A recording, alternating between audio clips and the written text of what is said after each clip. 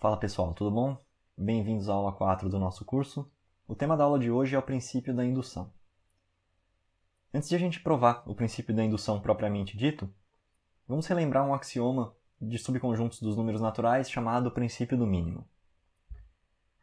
Ele diz o seguinte: se A é um subconjunto dos naturais e A não é vazio, então a gente pode garantir que existe um elemento n0 pertencente a A que vai ser o elemento mínimo desse conjunto. Então é um axioma bem evidente, bem inocente, mas ele ajuda a gente a demonstrar o princípio da indução, que é uma ferramenta relativamente poderosa na matemática. Se você estuda álgebra linear e tem interesse de saber de onde aqueles resultados vêm, 50% das demonstrações são feitas com indução na dimensão dos espaços.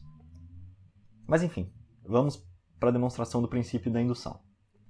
O princípio da indução, no formato original dele, diz o seguinte: se eu tenho um subconjunto dos naturais, A, que satisfaz duas condições. A primeira delas, o número 1 pertence a A, e a segunda delas é a seguinte: se eu souber que o número n pertence a A, eu consigo deduzir automaticamente que n mais 1 também pertence a A. Então, satisfeitas essas duas condições para o conjunto A, a gente pode afirmar com certeza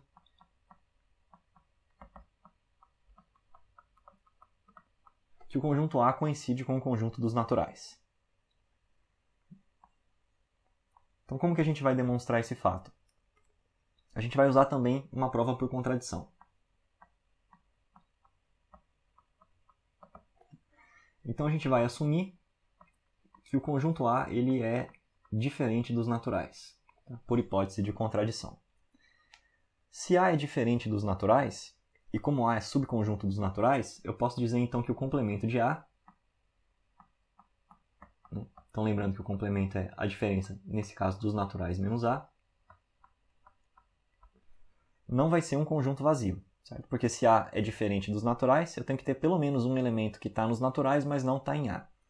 Se ele está nos naturais, mas não está em A, ele está no complemento de A. Então, com isso,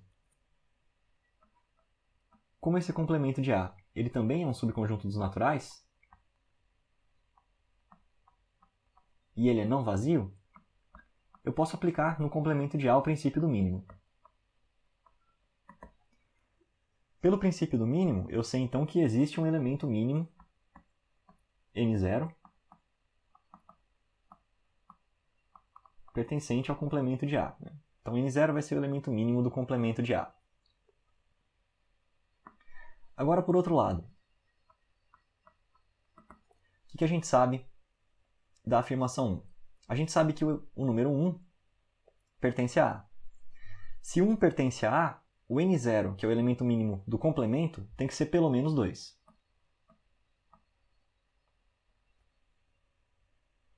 Afinal, se um elemento está no conjunto do complemento de A, ele não pode estar no próprio A. Certo? Se 1 está no A, então o mínimo elemento do complemento tem que ser pelo menos 2. O que isso significa? Significa, então, que n0 menos 1, independentemente de qual for o valor de n0, ainda vai pertencer aos naturais. Afinal, se n0 é pelo menos 2, n0 menos 1 é pelo menos 1, e a gente continua dentro do conjunto dos naturais. Como n0 menos 1 é menor do que n0, n0 menos 1 tem que pertencer ao conjunto A. Por quê?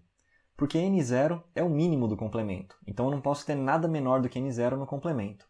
Então, por consequência, n0 menos 1 tem que estar em A.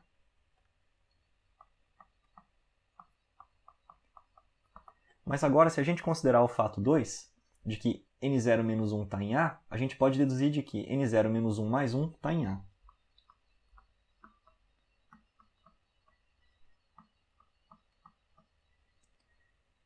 Só que n0 menos 1 mais 1 nada mais é do que n0.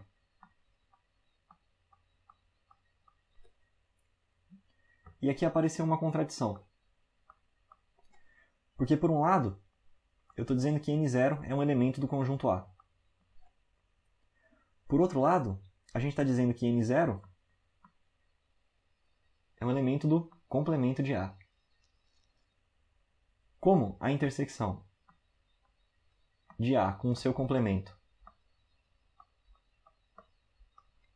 é sempre vazia, eu não posso ter um elemento que pertença simultaneamente a A e ao complemento de A. Essa é a contradição. Então a conclusão que a gente chega é de que A realmente coincide com os números naturais. Agora a gente pode dar uma interpretação mais intuitiva do princípio da indução. A analogia que a gente vai fazer é com o efeito dominó. Se a gente for analisar uma cadeia de dominós e a gente quer saber se todos eles vão ser derrubados no fim do processo, a gente precisa se certificar de duas coisas. A primeira delas é que o primeiro dominó caiu.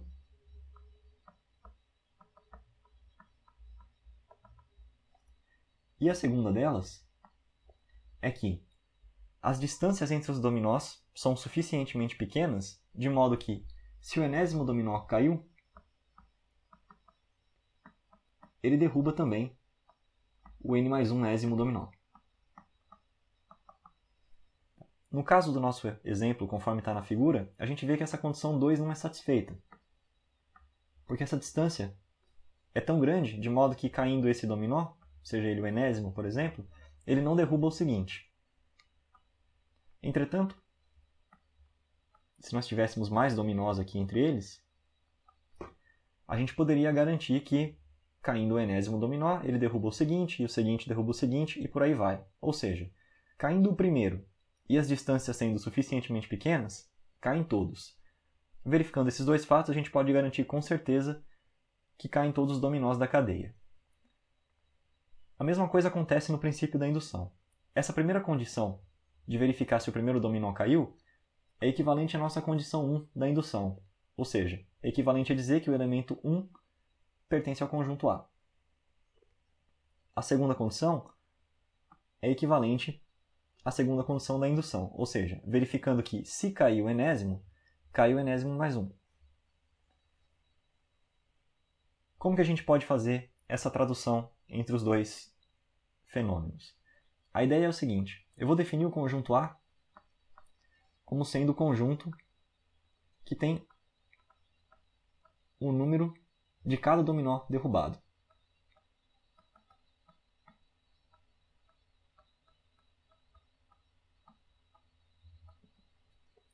Ou seja, se eu numerar os dominós como 1, 2, 3 e por aí vai, o resultado é exatamente esse. Verificar que o primeiro dominó caiu é verificar se o número 1, ou seja, se o primeiro dominó, pertence ao conjunto A.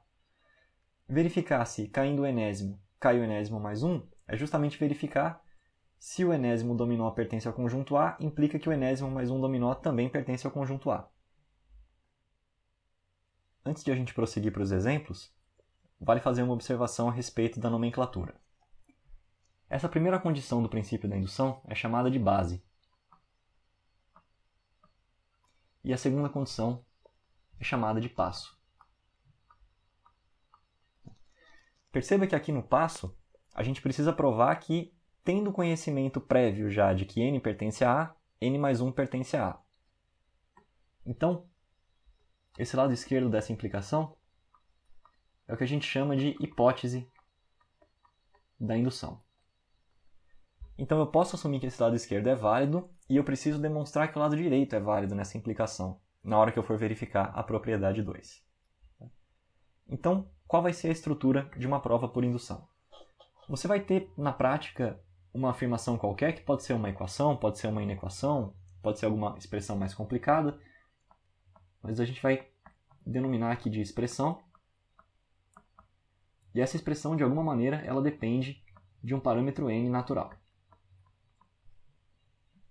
E a gente quer provar para quais valores de n ela é válida.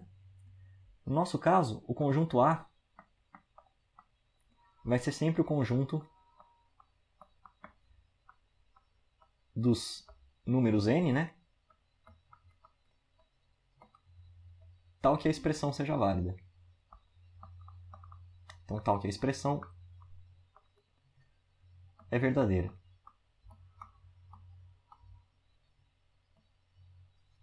Então, se a gente conseguir provar, pelo princípio da indução, de que A coincide com os naturais, significa que a nossa expressão passa a ser válida para todo n natural. Então, essa é a estrutura abstrata da demonstração por indução, e agora a gente vai passar para alguns exemplos importantes que a gente vai usar ao longo do curso também. Para a gente ilustrar uma prova por indução na prática, a gente vai usar dois exemplos bem tradicionais e que vão ser bem úteis também no decorrer do curso. O primeiro deles é a desigualdade de Bernoulli. Ela diz o seguinte, ela diz que 1 mais x elevado a n é maior ou igual a 1 mais nx para qualquer n pertencente aos naturais, com a condição aqui de que x é um número real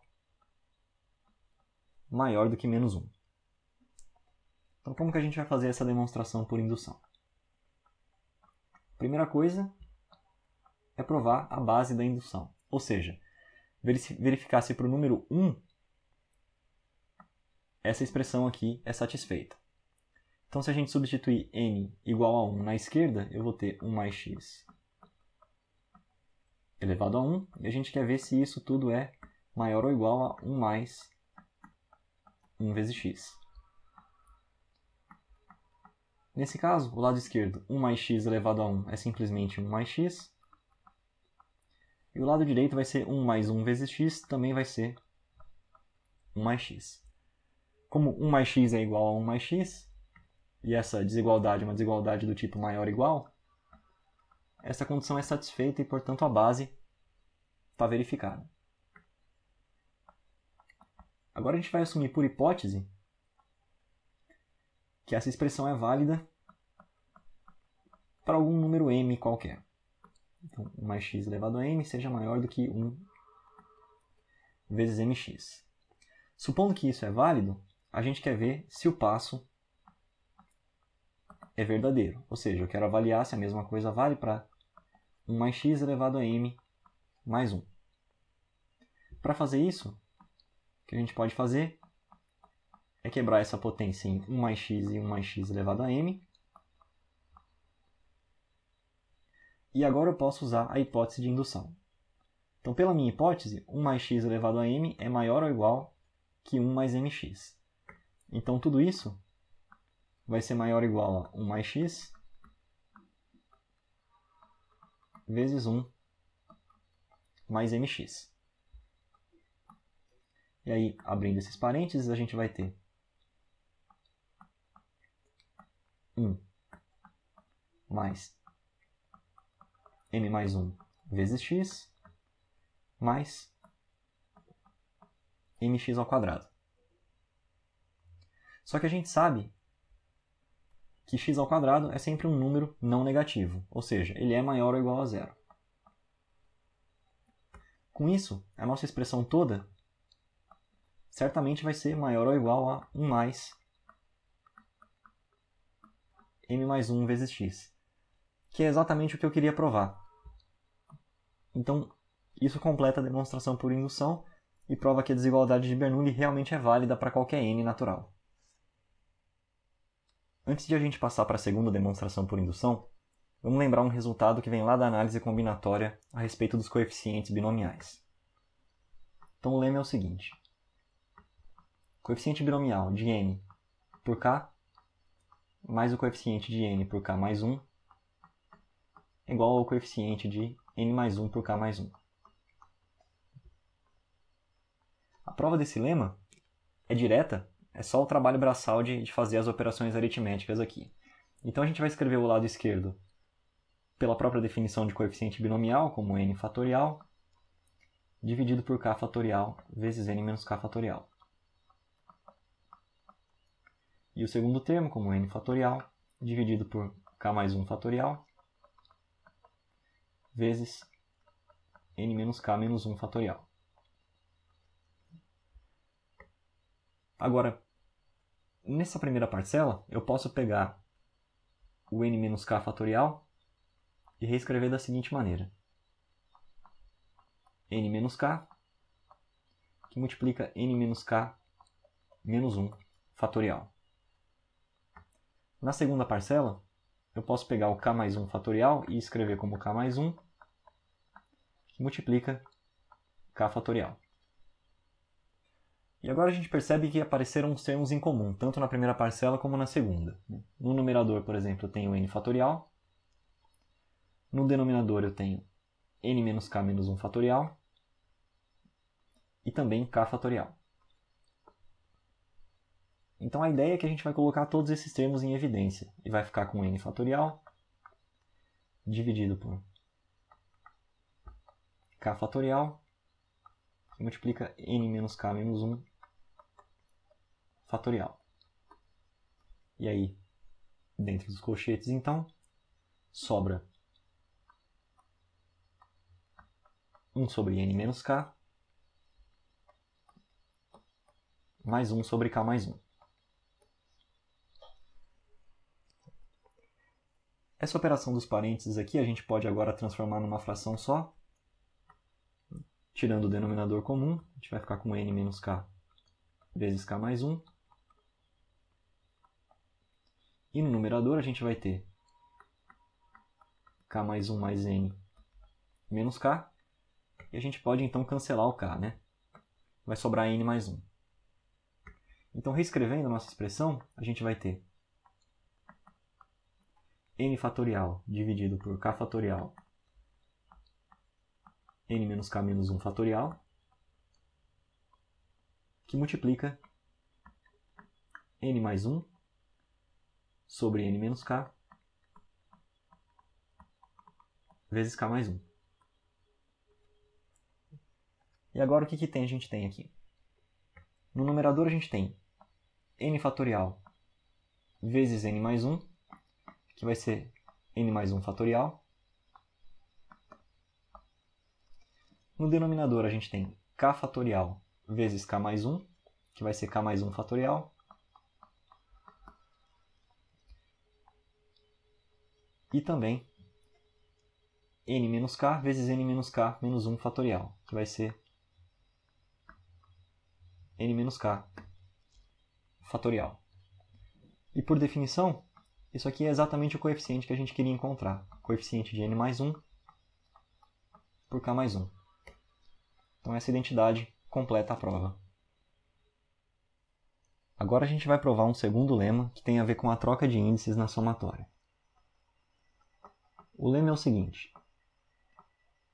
Soma com k de 0 até m menos 1 da combinação de m tomado k a k x elevado a k mais 1 é igual a soma com k de 1 até m, combinação de m tomado a k menos 1,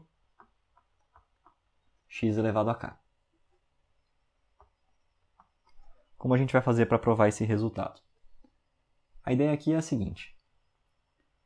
A gente vai pegar a nossa soma original.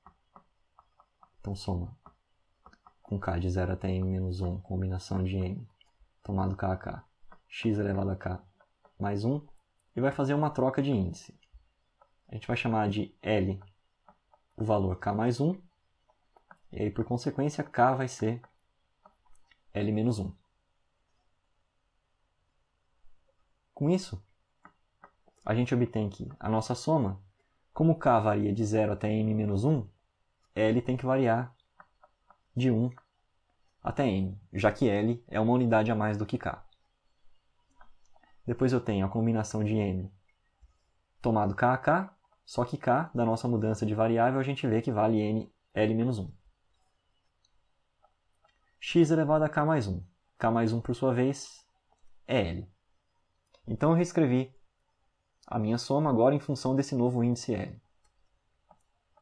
E o que eu vou fazer aqui agora é uma nova troca, reescrevendo tudo, em vez de usar o índice L, usando o índice K. Então eu vou ter a soma com L, ou melhor, com K, de 1 até M, da combinação de m tomados k-1 a k-1, x elevado a k. Isso completa a nossa prova. E agora, finalmente, a gente está em condições de provar o segundo resultado por indução, que é a expansão do binômio de Newton. Então, o enunciado diz o seguinte: 1 mais x elevado a n é igual à somatória com k de 0 até n, x elevado a k, vezes a combinação de n tomado k a k. E isso é válido para qualquer n natural. Então, como que a gente vai fazer para provar esse resultado? O primeiro passo é igual, provar a base da indução. Então, a gente tem 1 mais x elevado a n para quando n eu substituo por 1. Então, isso aqui vai dar 1 mais x, que é a mesma coisa que a combinação de 1 tomado 0 a 0, x elevado a 0, mais a combinação de 1 tomado 1 a 1, x elevado a 1. Que vai ser, portanto, a somatória com k de 0 até 1, combinação de 1 tomado k a k, x elevado a k. Então a base está verificada. A gente sabe que o número 1 pertence ao nosso conjunto A, que é o conjunto de resultados válidos dessa proposição.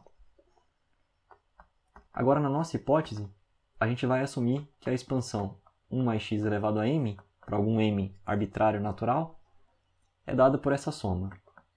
Então, soma de k de 0 até m,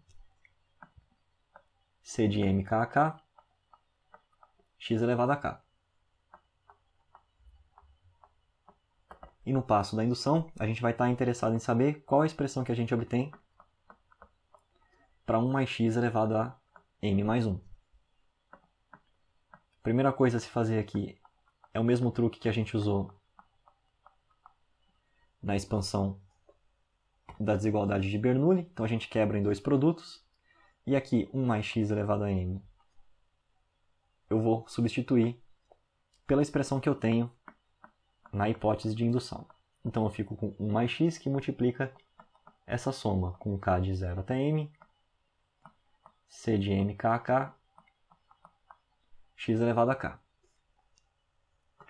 O que a gente vai fazer agora é aplicar a distributiva. Então eu vou multiplicar 1 por essa somatória e vou multiplicar x por essa somatória. Então multiplicar por 1 não altera nada. O primeiro termo dessa soma vai continuar sendo soma com k de 0 a m, c de m k a k, x elevado a k. E na segunda soma, como eu estou multiplicando por x, a minha potência do x vai ser aumentada em uma unidade. Então eu vou ter soma com k de 0 até m, c de m k a k, x elevado agora a k mais 1. E aqui vem o grande truque dessa demonstração. O que a gente vai fazer agora é separar dessa primeira soma o primeiro elemento. Então eu vou ficar com 1 mais somatória com k agora com índice 1 até m, combinação de m k a k, x elevado a k, mais. E agora, da segunda parcela, o que eu vou fazer é separar o último elemento. Então eu vou ter combinação com k de 0 até m menos 1, cm k a k, x elevado a k mais 1. Mais o último termo, que foi o que eu separei, que vai ser x elevado a m mais 1.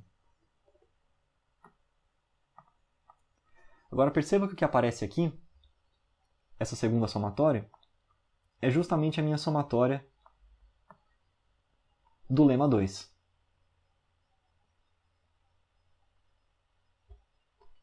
Então eu posso fazer essa substituição. Então eu vou ter o primeiro termo, que é 1 mais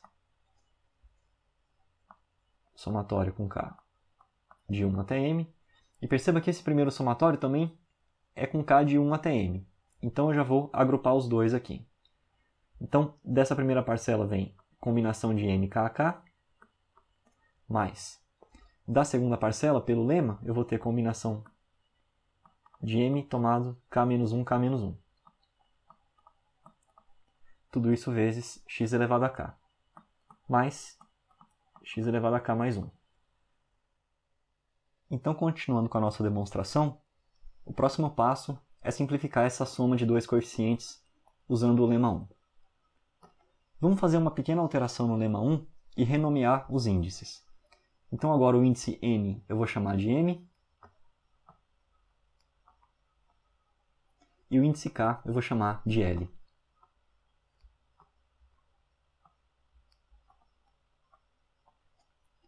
Então perceba que agora o que a gente tem aqui destacado em amarelo dentro dos parênteses satisfaz essa mesma relação para quando L for igual a K menos 1. Ou seja, o segundo termo aqui dentro dos parênteses é o primeiro termo do lema e o primeiro termo dentro dos parênteses é o segundo termo do lema.